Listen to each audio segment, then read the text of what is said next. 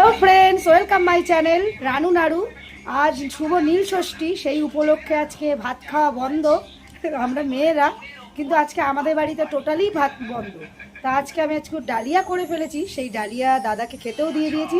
চলুন দেখি দাদাকে কি দিলাম শুভ দুপুরের আজকে। গরম গরম ডালিয়া করেছি, কুমড়ো পটল আর সজনে ডাঁটা দিয়ে, তার সাথে আছে কুমড়োর বড়া, বেগুনি আর কুমড়ো ভাজা আর দই মিষ্টি। এই করেছি, আজকে আমরা সবাই মিলে খাবো।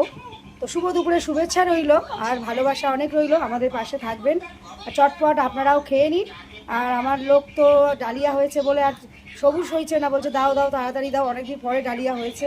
তো আমরা খেতে বসে গেলাম, আর ভালোবাসা দিয়ে পাশে অবশ্যই থাকবেন। Tata bye. আর রুদ্র দেখুন ফোনের দিকে একেবারে একটানা ব্যস্ত। তো সবাই ভালো থাকবেন, সুস্থ থাকবেন, টাটা।